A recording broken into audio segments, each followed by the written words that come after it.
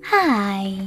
In front of me is FOSSIBOT F101 and today I would like to show you how you can delete a password saved in Google Passwords Manager.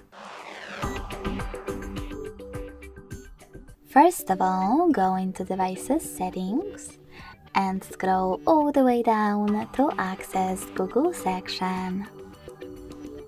Now tap on Autofill with Google, and Google Password Manager. Following that, just tap on one of your passwords that you wish to get rid of and enter your current login method. Lastly, click on Delete button next to the Edit one and confirm your choice in the pop-up. So when I do that, as you can see, my password was successfully deleted.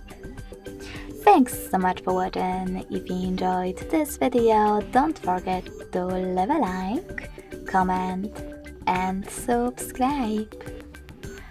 Bye!